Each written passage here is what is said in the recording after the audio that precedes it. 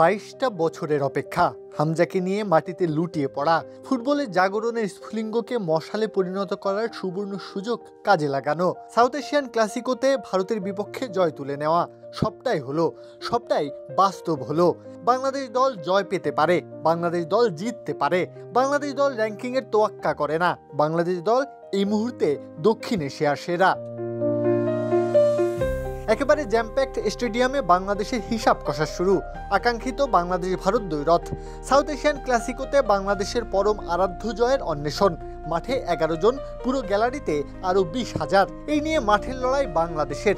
বলের দখলে কিংবা আক্রমণের পরিমাণে ভারত এগিয়ে থাকলেও প্রথমার্ধে কাজের কাজটা করেছে হামজা চৌধুরীর দল। বিসওয়াক্স আর ভিটামিন ই সমৃদ্ধ স্কোয়ারের ময়শ্চারাইজিং মেরি লিপ কেয়ার, এবার হাসুন প্রাণ খুলে। খালিদ জামিলের ভারত প্রচণ্ড প্রেস নির্ভর, প্রতিপক্ষের রক্ষণে ঢুকে প্রেস করতেও দ্বিধা নেই তাদের। বাংলাদেশ তাই নিজেদের লো বিল্ড আপ দিয়ে তাদেরকে আমন্ত্রণই জানালো প্রেসিংয়ে। বাংলাদেশের পায়ে বলের দখল তেমন না থাকলেও বাংলাদেশকে অন্তত পরিকল্পনাহীন মনে হয়নি। আর প্রতিপক্ষের শক্তিমত্তাকে কিভাবে নিজেদের পক্ষে নিয়ে আসতে হয় সেটার বাস্তবায়ন করলেন রাকিব হোসেন, শেখ মোরসালিনরা। বাংলাদেশের অর্ধে ভারতের আক্রমণ, সেই আক্রমণ নস্যাৎ করে শেখ মোরসালিন বল বাড়িয়ে দিলেন রাকিবের উদ্দেশ্যে। যেহেতু বাংলাদেশ দল ভারতকে নিজেদের অর্ধে আমন্ত্রণ জানিয়েই রেখেছিল, সেহেতু ভারতের রক্ষণভাগ ঠিক মধ্যমাঠের কাছাকাছি অবস্থানে ছিল। রাকিবের গতির সামনে পরাস্ত হন আশিস রায়। রাকিবকে বল বাড়িয়ে দিয়ে পর মুহূর্তেই গোলবারের মুখে দৌড় শুরু করলেন মোরসালিন। রাকিব এক দফা মাথা উঁচু করে দেখলেন মোরসালিন পৌঁছে গেছেন কাছাকাছি। একেবারে ফাঁকায় থাকা মোরসালিনের উদ্দেশ্যে রাকিবের বাড়িয়ে দেওয়া বল। গুরপ্রীত সিং সান্ধুর দুই পায়ের ফাঁক গোলে সেই বলকে জালে জড়ান শেখ মোরসালিন।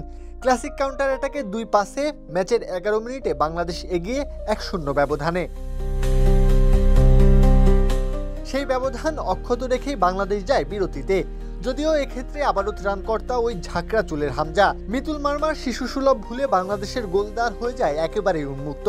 লালিয়ান জুয়ালা চাংটের ক্লিয়ার শট, গোল সুনিশ্চিত। এমন সময় ঢাল হয়ে দাঁড়িয়ে গেলেন হামজা, বাঁচিয়ে দিলেন বাংলাদেশকে। ওই একটা গোলেই বাংলাদেশের বহু প্রতীক্ষিত জয়ের দেখা মিলল। চলতি বছরে বাংলাদেশ ম্যাচ ড্র করেছে, অন্তিম লগ্নের গোলে ম্যাচ হেরেছে। অধুরা ছিল একটা জয়, সেই জয়টা এলো অবশেষে।